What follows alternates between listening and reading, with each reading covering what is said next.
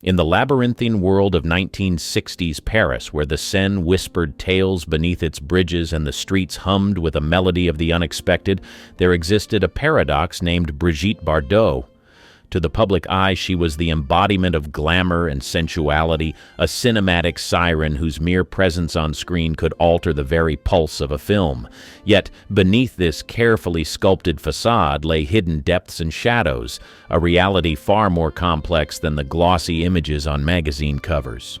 Bardot's journey, often narrated in the language of beauty and allure, was punctuated by moments and decisions that painted a different picture, one obscured by the camera flashes. Her rise to fame was not just a tale of discovery and success. It was a path marked by choices that led her through a maze of experiences, both illuminating and dark.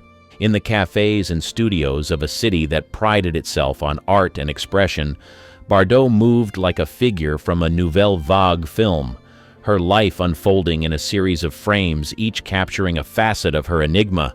But what lay behind those captivating eyes that gazed from the silver screen? What stories were etched in the corners of her smile, often perceived as nothing more than a symbol of seduction?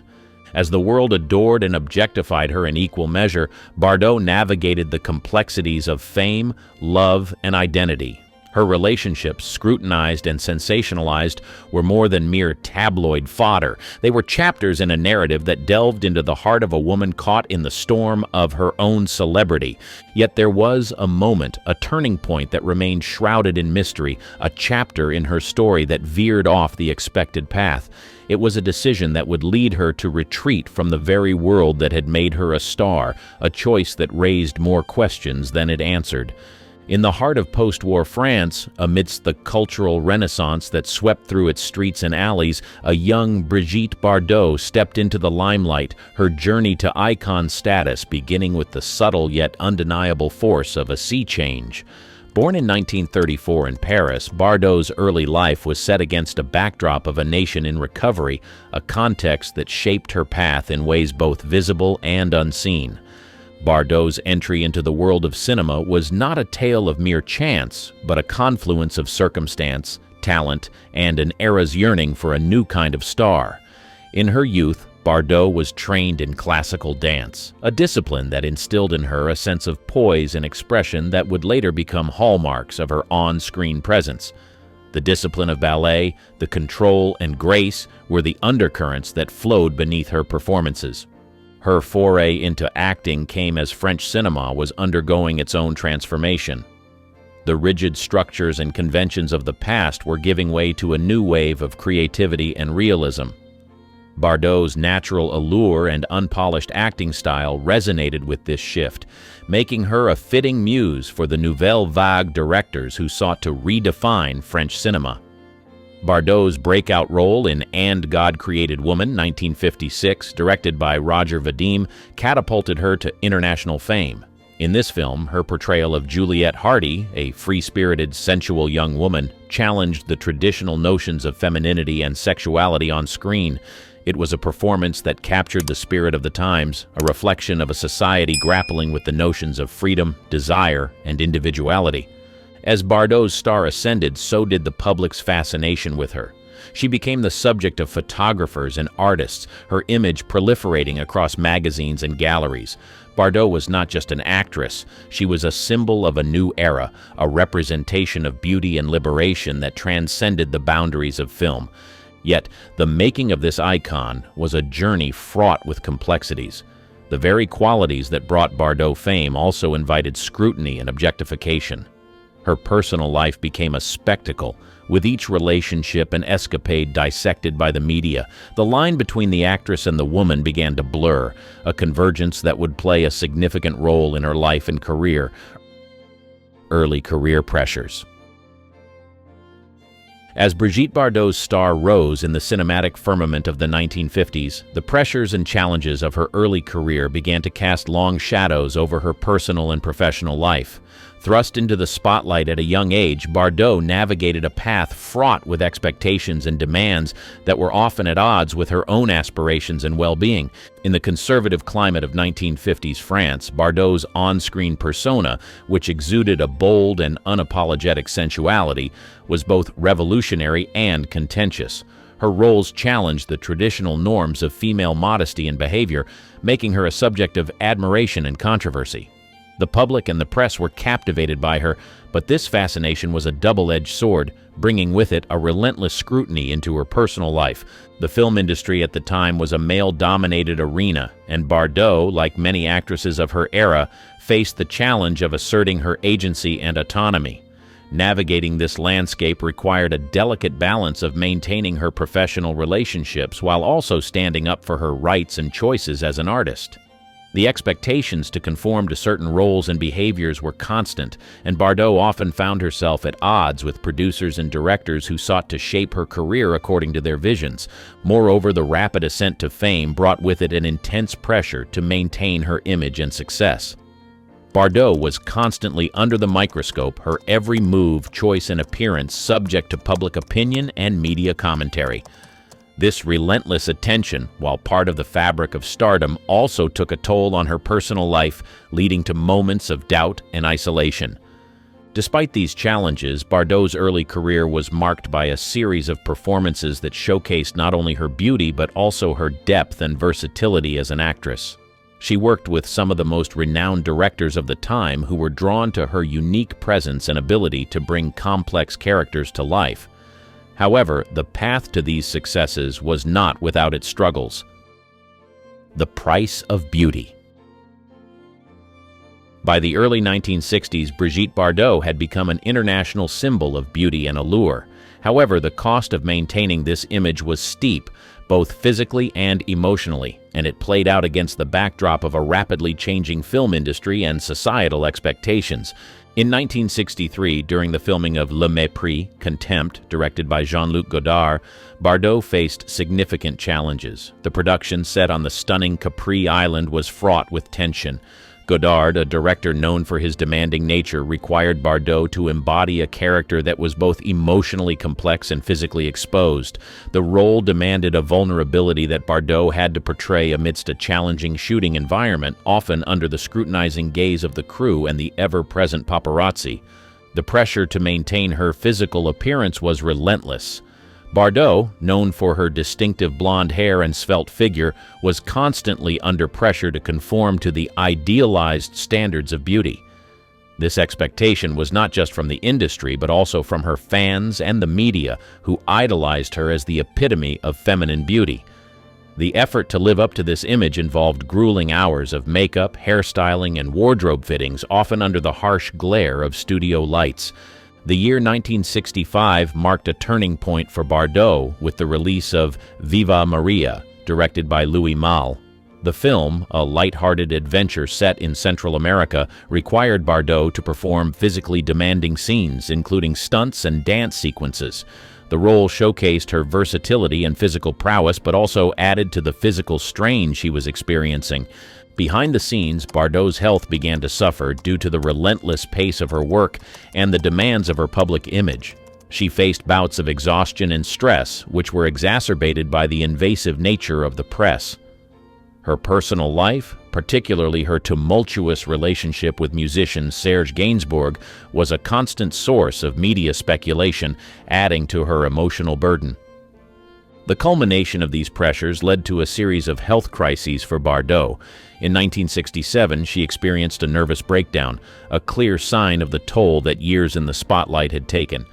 The incident was a wake-up call, highlighting the need for a balance between her career and her well-being. Relationship turmoil. Brigitte Bardot's personal life, particularly her romantic relationships, was as tumultuous and publicized as her career. Her liaisons, often with high-profile figures, were a constant source of media fascination and speculation, adding layers of complexity to her already demanding life. One of Bardot's most significant relationships was with her first husband, French film director Roger Vadim. They married in 1952 when Bardot was just 18 and Vadim was 25. Vadim, who directed Bardot in And God Created Woman in 1956, played a pivotal role in shaping her early film career and public image. However, their marriage was fraught with challenges, including Vadim's reported infidelities and the pressures of working together in the demanding film industry. Their divorce in 1957 was a public affair, adding to the scrutiny Bardot faced from the press and her fans. Following her separation from Vadim, Bardot's personal life continued to be a subject of public intrigue. In 1959, she began a relationship with actor Jacques Charrier, whom she married the same year. Their marriage was marked by intense media attention, particularly during Bardot's pregnancy. The birth of their son, Nicolas Jacques Charrier, in 1960, was a media event, with the press invading the hospital and reporting every detail. The marriage, strained by the constant public attention and Bardot's career demands, ended in divorce in 1962. Bardot's relationship with musician Serge Gainsbourg in the late 1960s further fueled media interest. Their collaboration on the song Je t'aime, moi non plus in 1967 became a sensation, notorious for its explicit lyrics and sensuality. The song, initially recorded with Bardot, was later re-recorded with Jane Birkin, but the controversy surrounding it and Bardot's involvement with Gainsbourg kept her in the headlines. Throughout the 1960s and 1970s, Bardot's romantic life continued to be a focal point of her public persona. Her relationships, including a brief marriage to German millionaire playboy Günter Sachs and a longer relationship with sculptor Miroslav Brožek, were characterized by intense passion but also instability and heartache. The impact of these tumultuous relationships on Bardot's personal and professional life was significant.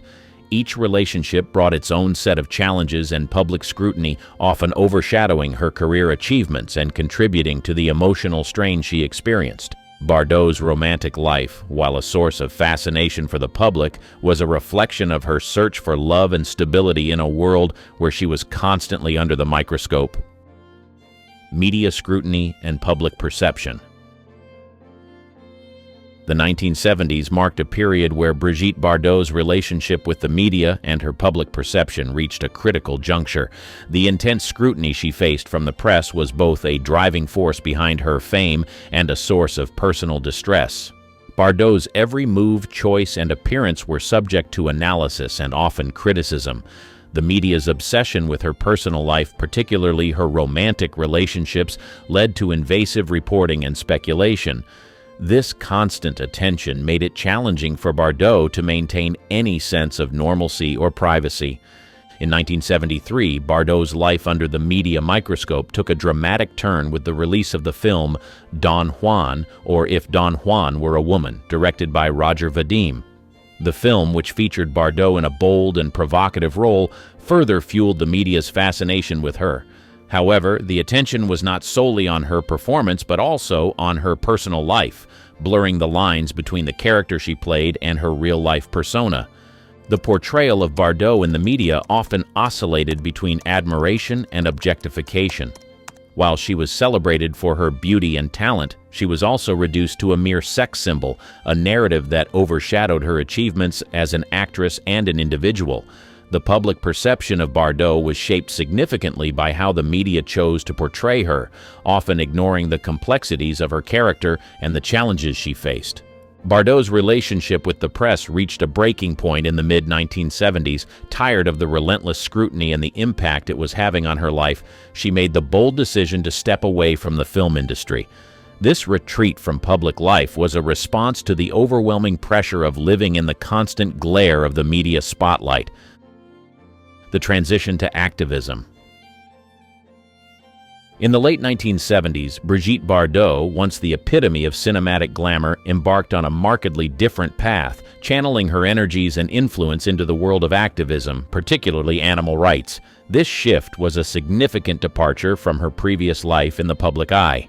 After announcing her retirement from the film industry in 1973, Bardot's interest in animal welfare began to take a more active and public form.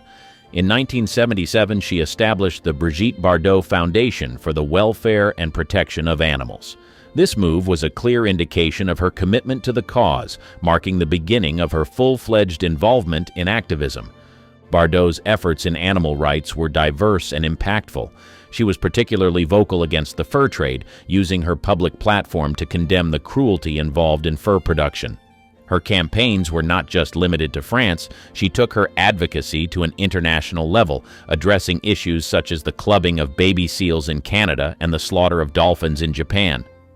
One of Bardot's notable campaigns during this period was her fight against the hunting of baby seals in Canada. In 1977, she traveled to the ice floes of the Canadian Arctic, participating in a widely publicized protest that brought international attention to the issue. Her involvement was instrumental in raising awareness and eventually led to changes in hunting practices and regulations. Bardot's activism was not without controversy. Her outspoken nature and the fervor with which she approached her campaigns sometimes drew criticism and legal challenges. She faced lawsuits and public backlash for some of her more contentious positions, particularly those that intersected with cultural practices and industries. Despite these challenges, Bardot remained undeterred in her activism. She continued to be a prominent figure in animal rights, using her fame and resources to support various campaigns and initiatives. Her foundation became a recognized and influential organization in the fight for animal welfare, contributing to policy changes and raising awareness about animal rights issues. Brigitte Bardot's transition from film star to animal rights activist marked a significant shift in her life's focus. Her active and passionate involvement in the cause demonstrated a commitment to making a difference in an area she deeply cared about. Controversies and legal battles. Brigitte Bardot's foray into activism, while marked by her passionate commitment to animal rights, also led her into a series of controversies and legal battles that further thrust her into the public eye, albeit in a different context than her film career. One of the more contentious aspects of Bardot's activism was her outspoken criticism of certain cultural practices that she viewed as cruel to animals. This stance often put her at odds with various groups and led to accusations of cultural insensitivity. Her vocal opposition to practices such as bullfighting in Spain and ritual slaughter methods used in some religious traditions sparked significant debate and controversy.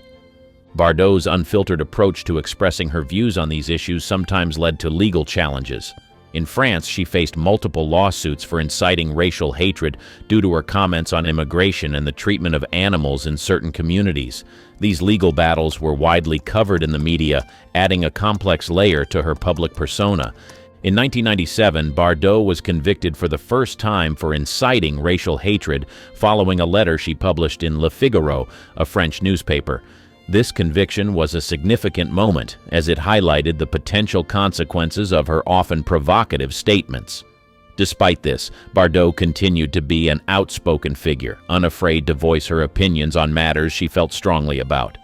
The controversies surrounding Bardot were not limited to her activism. Her personal life and relationships continued to be a subject of public interest, with the media closely following her legal and personal struggles. These aspects of her life, intertwined with her public campaigns, painted a picture of a woman constantly in the midst of turmoil. Mental health struggles. Throughout her life, Brigitte Bardot faced significant challenges with her mental health, struggles that were often overshadowed by her public persona.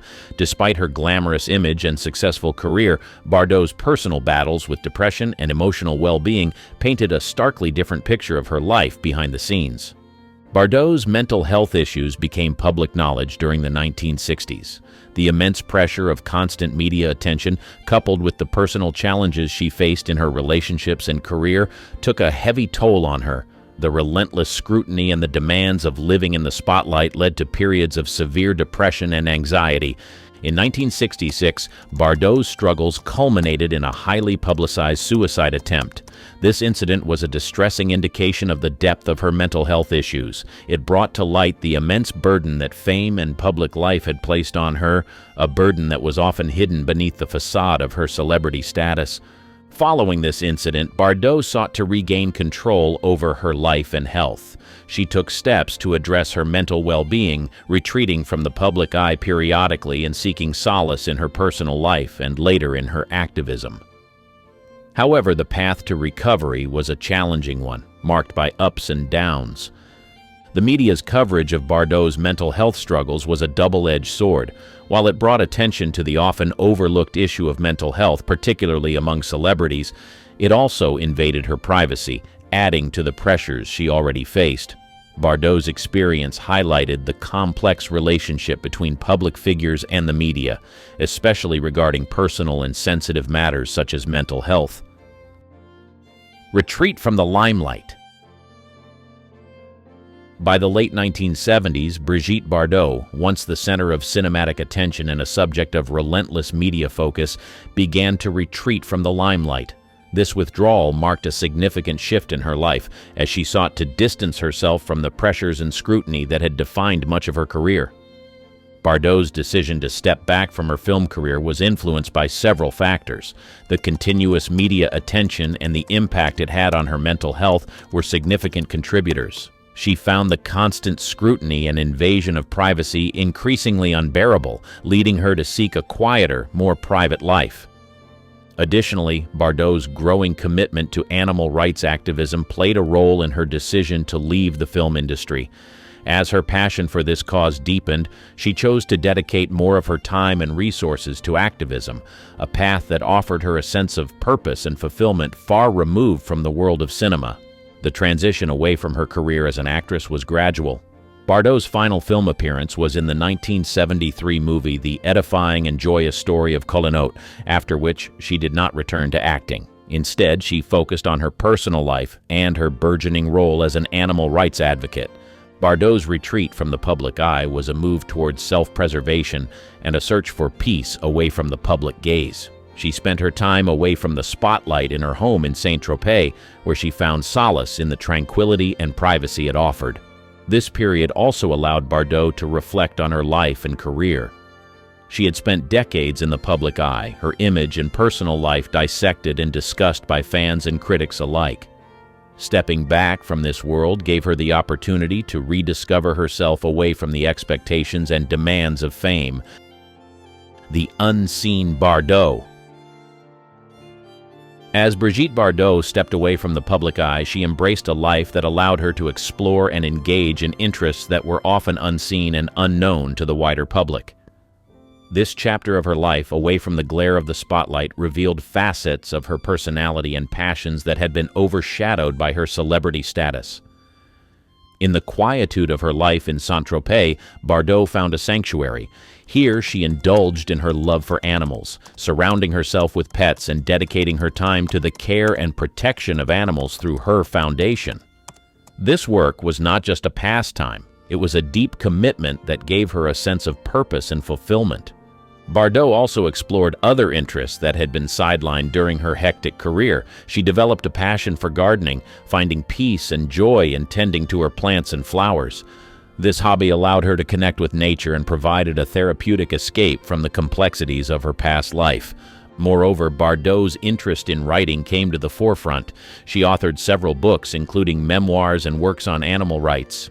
Through writing, she found a voice that was entirely her own, unfiltered and unaffected by scripts or directors. It was a medium through which she could express her thoughts, experiences, and beliefs candidly. Despite her withdrawal from acting in the public domain, Bardot remained a subject of fascination and admiration. Her legacy as an actress and a fashion icon continued to influence generations. However, the Bardot that emerged in this later phase of her life was one who was more grounded in her personal convictions and far removed from the trappings of fame. Imagine a young, talented actress rising to fame as the beloved Wonder Woman, only to be confronted with a series of hidden threats lurking in the shadows. What if I told you that behind the scenes, the very people she trusted were plotting to bring her down? Today, we'll take you on a gripping journey of deception, betrayal, and ultimately, triumph. So, brace yourself as we dive deep into the unseen battles of Lynda Carter and her inspiring story of resilience, early life, and rise to fame. Lynda Jean Cordova Carter was born on July 24, 1951, in Phoenix, Arizona. A talented singer and performer from a young age, she began her career as a singer in various bands, eventually winning the Miss World USA title in 1972. This victory led to her pursuing an acting career in Hollywood, which took off when she was cast as Wonder Woman in 1975. However, Linda's meteoric rise to fame was not without its share of detractors. As her star continued to shine brighter, some within the glitzy world of Hollywood grew increasingly envious and sought to undermine her success. Among these were individuals who she once considered friends and allies, people she had trusted with her career and her dreams. One of these individuals, a person once so close to Linda, turned out to be her worst enemy, harboring ulterior motives and seeking to manipulate her career for their own selfish gain. This person, whose identity we will soon reveal, orchestrated a sinister plot to control Linda and exploit her fame. The shocking truth about this betrayal left Linda reeling, forcing her to confront the harsh reality of the cutthroat industry she had become a part of. With her faith in those around her shattered, Linda was faced with the daunting task of navigating the treacherous waters of Hollywood while guarding her own heart from further heartbreak. Stay tuned as we unravel the details of this captivating story, shedding light on the shadowy figures lurking behind the scenes of Linda Carter's illustrious career and the incredible strength she displayed in the face of such betrayal. The betrayal. Linda Carter's former publicist, Jay Bernstein, played a crucial role in helping her secure the iconic role of Wonder Woman. But as time went on, it became apparent that he had ulterior motives. Bernstein was using Linda's skyrocketing success as a ladder to climb the ranks of Hollywood's elite. He shamelessly claimed credit for her achievements and even sought to manipulate her personal life, pushing her into high-profile romances with celebrities to generate headlines and boost his own reputation. Linda was blindsided by the extent of Bernstein's betrayal, and her trust in him was shattered. Realizing that she needed to take back control of her life and career, she severed ties with Bernstein and began to rebuild her professional relationships. However, just as Linda was coming to terms with this personal betrayal, another storm was brewing on the horizon. A major career setback was about to hit her like a tidal wave, threatening to derail her hard-earned success and force her to reevaluate her place in the unforgiving world of Hollywood. Little did she know that this would be just one of many obstacles she would have to overcome in her journey to prove herself and reclaim her rightful position in the spotlight. The major setback. In 1984, after bidding farewell to her iconic Wonder Woman role, Linda Carter was eager to embark on a new chapter in her career. She scored the lead role in a highly anticipated TV show called Partners in Crime, which was expected to be her next big break. However, despite high hopes and a promising premise, the show failed to resonate with audiences and critics alike. After a disappointing single-season run, Partners in Crime was canceled, leaving Linda's career at a crossroads. This unexpected failure forced Linda to navigate a challenging period in her life, as she struggled to find roles that would both showcase her talents and help her break free from the shadow of her Wonder Woman persona. But Linda's unwavering determination to overcome adversity kept her pushing forward, even in the face of mounting challenges. As if these career setbacks weren't enough, Linda found herself grappling with another sinister force, the media's role in tarnishing her reputation. The shocking truth about how the media portrayed Linda Carter is a stark reminder of the dark side of fame, and it may leave you questioning everything you thought you knew about this beloved actress. As we continue to unravel the story of Linda's journey, we'll explore how she confronted this relentless adversary and fought to reclaim control of her own narrative. Media's role. Throughout her career, Linda Carter faced a relentless onslaught of negative media coverage. Rather than focusing on her acting abilities or celebrating her accomplishments, the media honed in on her appearance and personal life, often resorting to sensationalism and tabloid journalism. Her struggles with alcohol addiction and her divorce from Ron Samuels were blown out of proportion, painting a picture of Linda as a troubled star in decline. This distorted portrayal by the media only served to fuel the perception that her career was spiraling downward. But Linda Carter was not one to be easily defeated.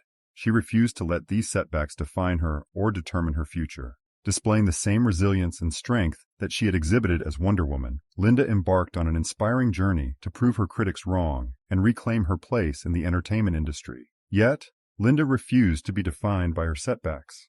In an inspiring twist, she defied the odds and made a powerful comeback, proving that she was far more than just a pretty face in a superhero costume.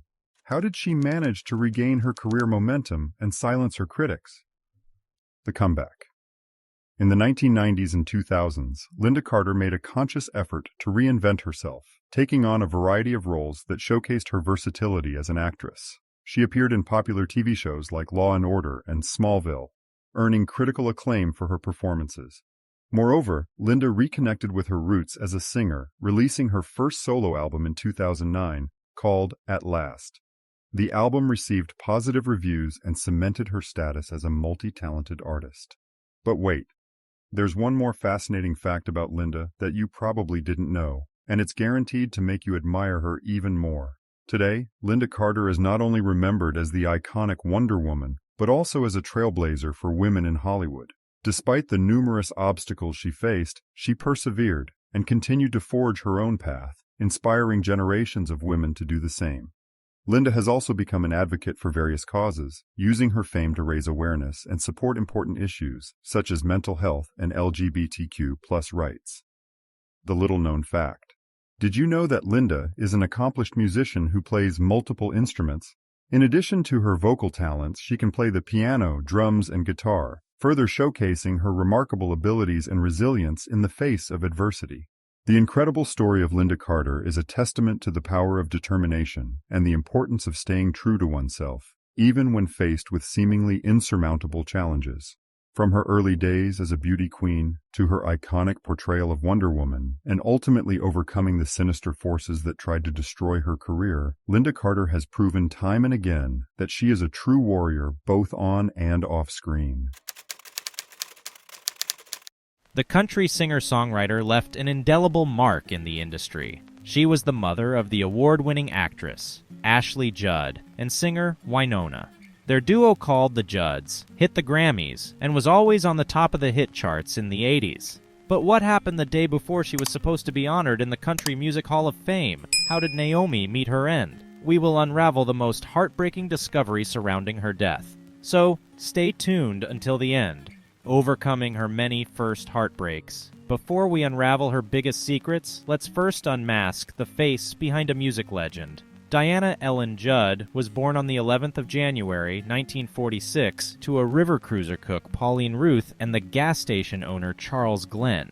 Their family lived a modest life in Ashland, Kentucky.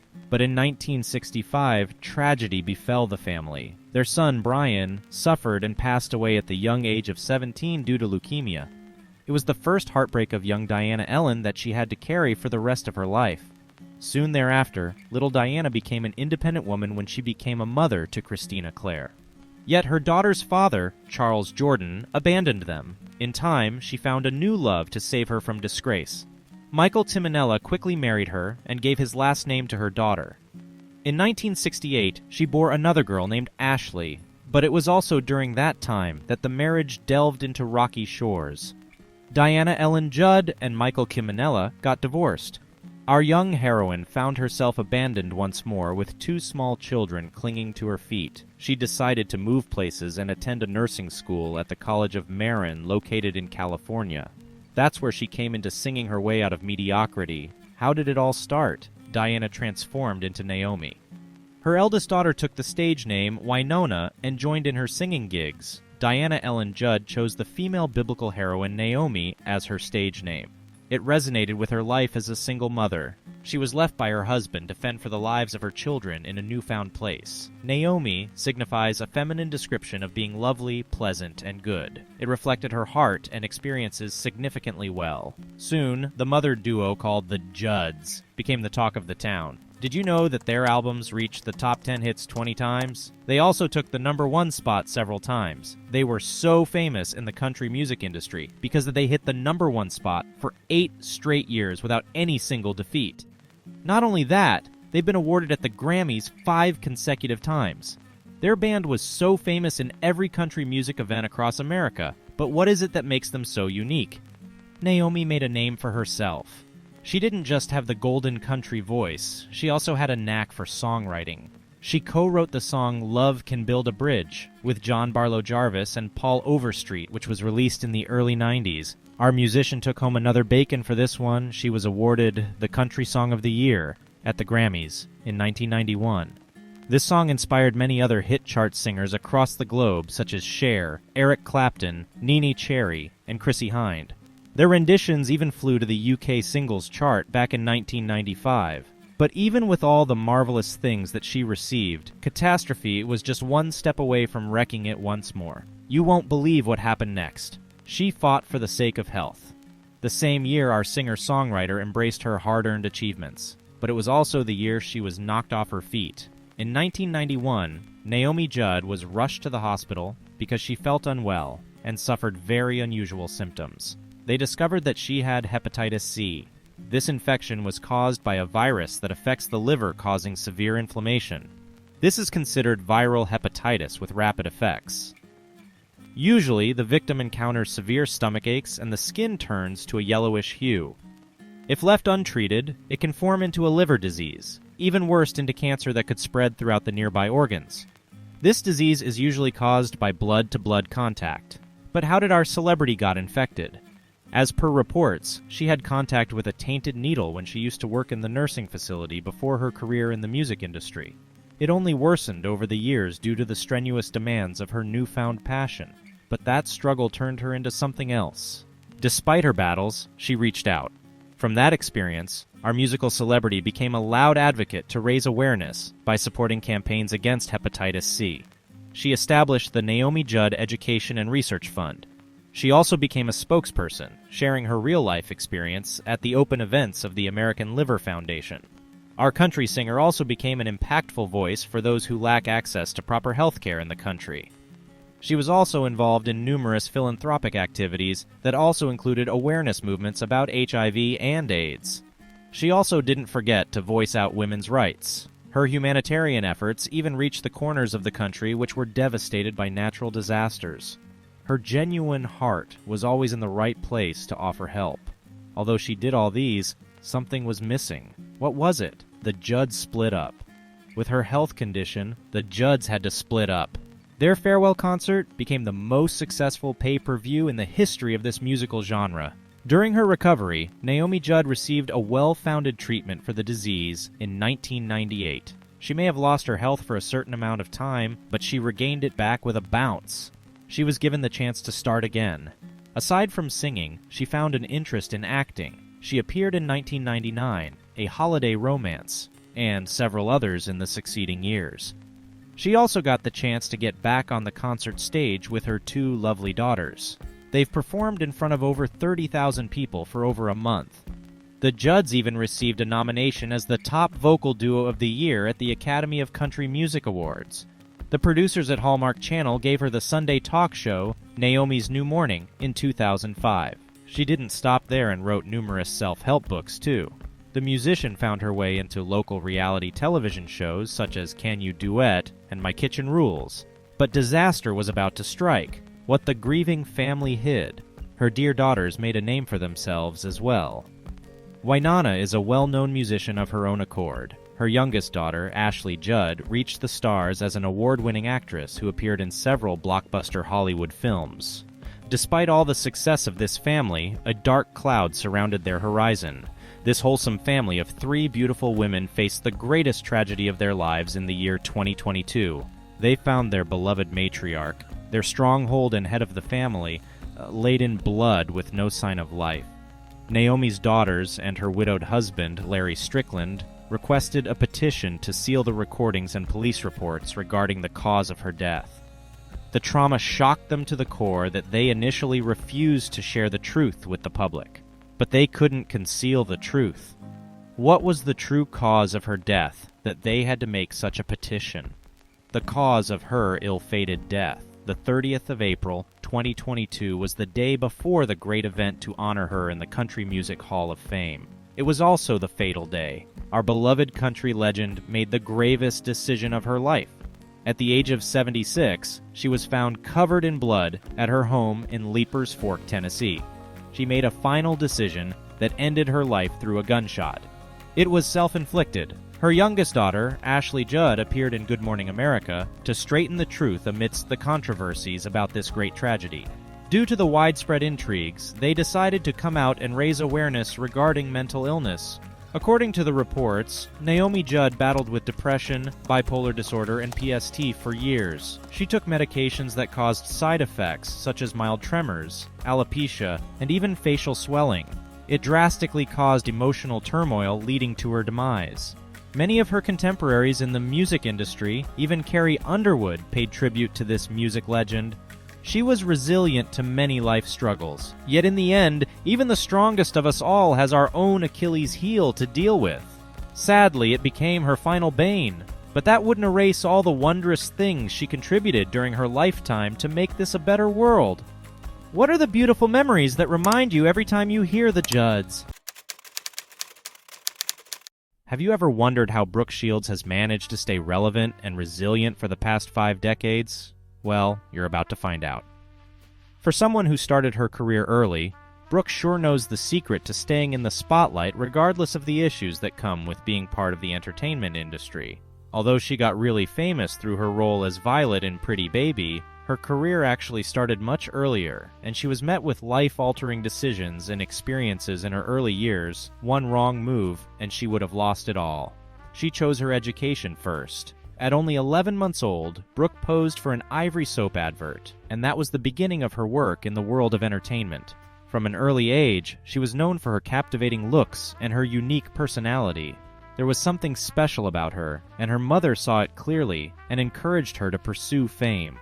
When she was only 11 years old, producer Louise Malle caught a glimpse of her potential and decided to cast her as a main character in her film Pretty Baby. The role she was given was very uncommon, but Brooke took the opportunity and gave it her all, despite the controversy surrounding the nature of the film. A lot of people criticized her portrayal of a child prostitute, but Brooke was focused on growing her career regardless. But her career was not the only area of her life that she was focused on. While she was amassing fame as a teenager, Brooke Shields was not carried away by the applause and the validation she received from thousands of people. She knew for a fact that she needed to develop her intellect and her character so that she would be able to survive the winds and waves of life. So, at the peak of her early career in the early 1980s, Brooke Shields made a decision that not many people would be bold enough to make. She put a pin in her career in order to focus on her education. This must have been difficult for her because she was already on a path to immense success in the industry, and leaving her career behind meant that she was risking losing her place in the industry. She was well aware of the risks, but she still chose her education. For the most part of the 80s, she worked as hard as she could, and by 1987, she graduated with honors from Princeton University. The sacrifice she made certainly paid off because she grew more confident in her craft and found her voice. With all these in place, nothing could stop her from building a successful career, or so it seemed. On the surface, it seemed like the actress was living a perfect life, but this was far from the truth. Brooke was holding on to a secret that she couldn't share with the world. Her own mother had become a thorn in her flesh, and she didn't know how she was going to deal with this particular dilemma. Brooke Shields' complicated odyssey with her mother. One would have thought that having her mother as her manager and biggest supporter made her career easier, but this was certainly not the case. Behind closed doors, her mother, Terry Shields, brought her a certain level of pain that she could not express.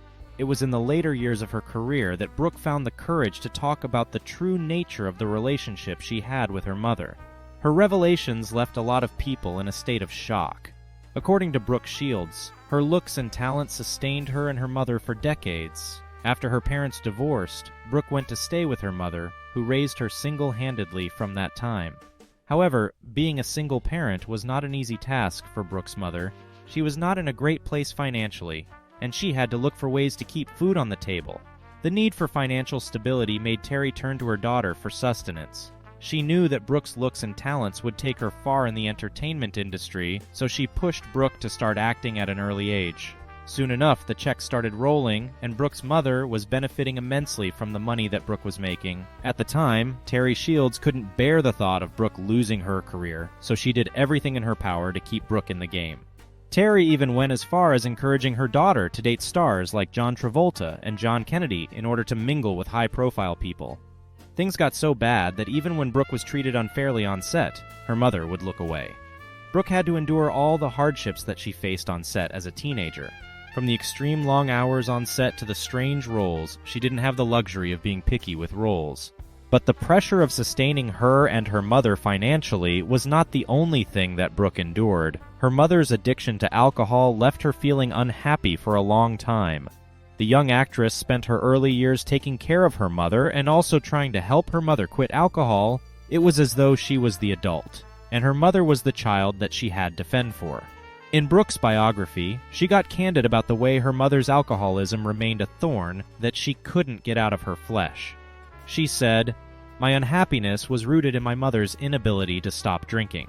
My sense of worthlessness stemmed from feeling insecure as to who I was and inadequate in getting my mother to stop drinking." With all that she had to go through, it's clear that fate didn't treat her like royalty that she actually is. Yup, you heard that right. Brooke Shields comes from a long line of royalty. You won't believe the English and French royals that she is related to. An actress from royal lineage. It was in an episode of Who Do You Think You Are that Brooke Shields found out that she has royal blood in her veins. Apparently, the actress's lineage flows from a majestic tapestry of English and French royalty, woven with threads of grandeur.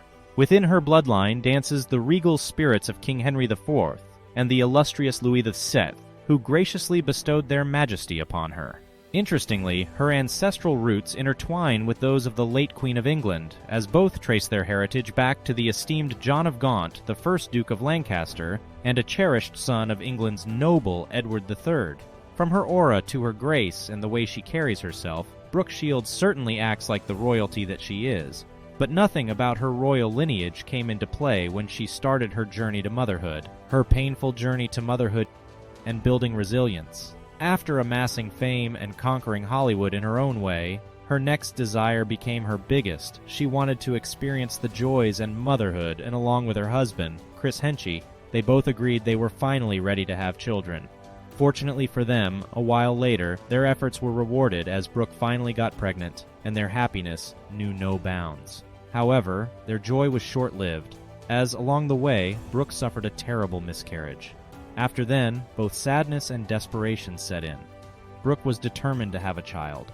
She believed it was time and she could not see herself otherwise, so she plunged into IVF and had up to 7 of those before she was eventually blessed with another child, a beautiful girl. Joyful and grateful, Brooke and her husband celebrated again and were filled with so much love for their new daughter. But then again, fate had other plans as shortly after. Brooke was hit with postpartum depression, a common experience among women who have just put to bed, but it was no pretty sight. In an interview with the Hope Depression Research Foundation, she said, "I finally had a healthy, beautiful baby girl, and I couldn't look at her. I couldn't hold her, and I could not sing to her. I could not smile at her. All I wanted was to disappear and die." Thankfully, Brooke was able to heal eventually as a result of all the love and support she had from her family and friends. Because of this teachable experience, Brooke has dedicated her life to helping other women who go through similar experiences see the light at the end of the tunnel and live a more fulfilling life.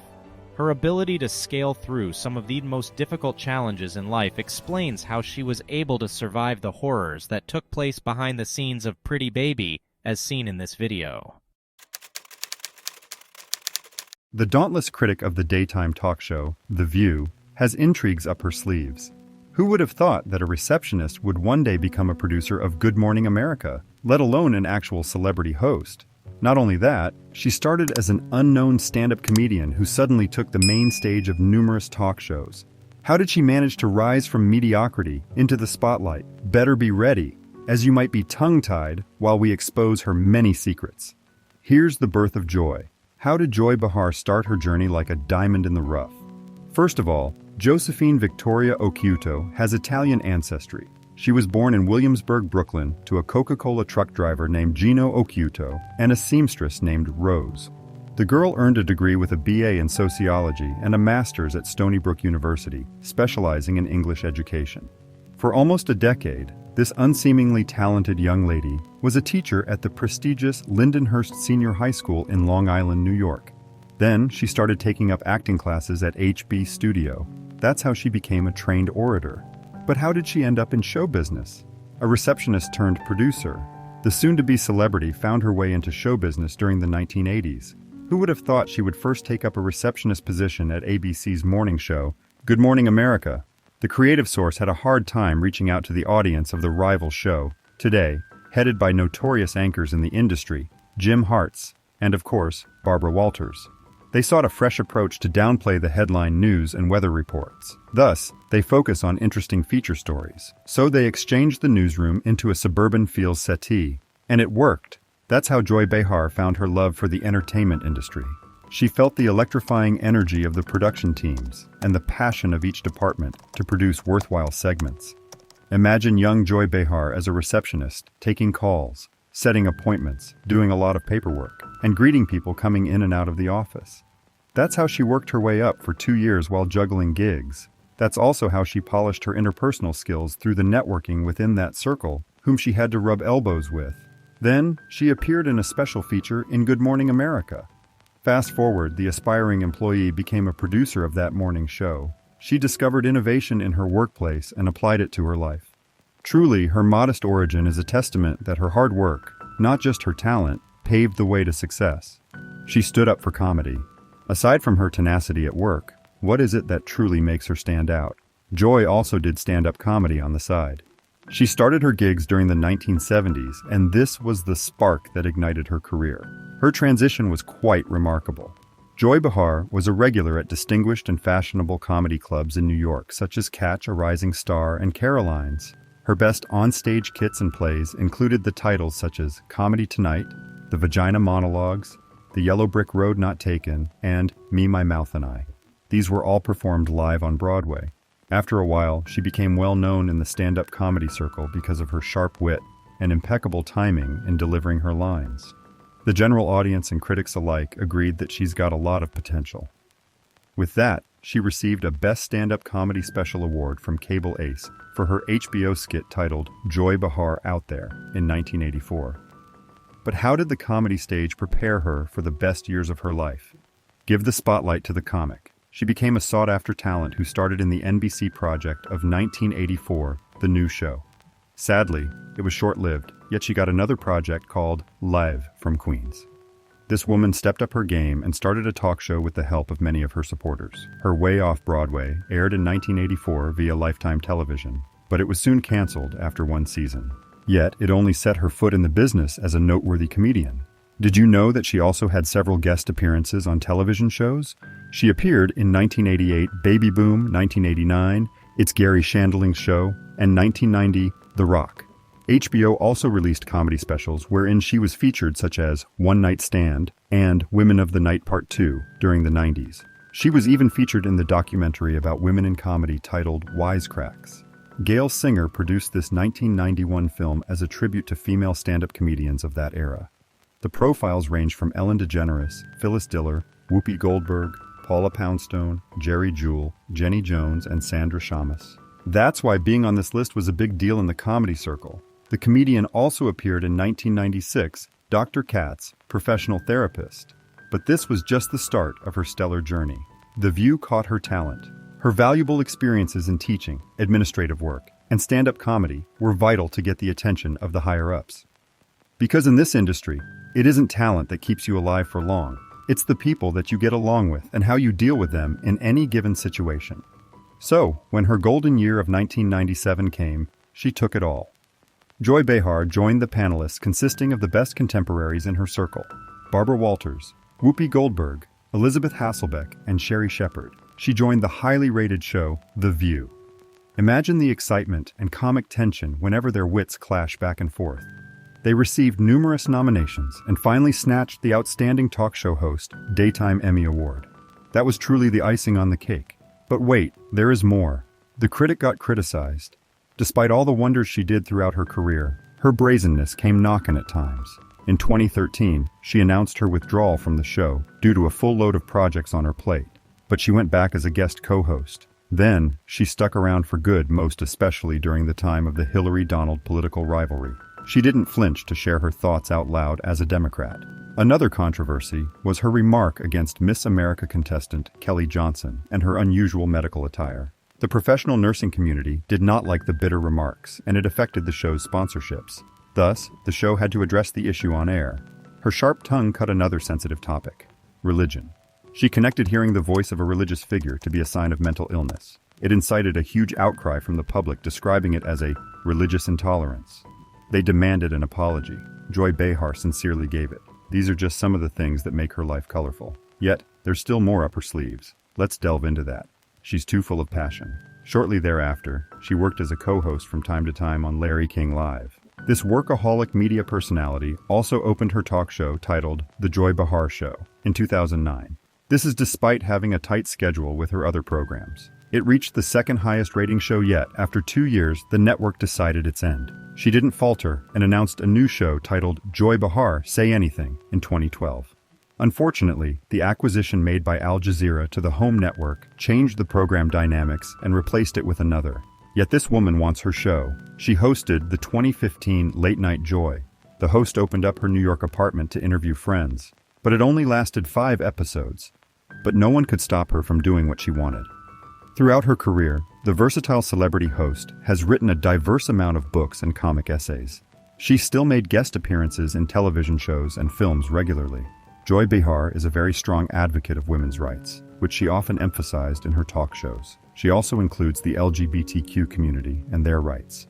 The celebrity host also gives weight to the values of education by supporting organizations for that cause. That included her role in UNICEF US funding. She married a college professor named Joe Behar back in the day and kept his last name even after their divorce. But they were blessed with a daughter named Eve Behar Scotty. She now has a grandson called Luca. The celebrity began dating Steve Janowitz and decided to get married in 2011. From Brooklyn, our dreamer is now residing in a plush residence in Long Island, New York. Indeed, this influential public figure has a knife for a tongue, yet she knows how to play with knives very well. What are your favorite Joy Behar moments in her daytime talk shows? We love to hear your thoughts, so kindly share it in the comments section below.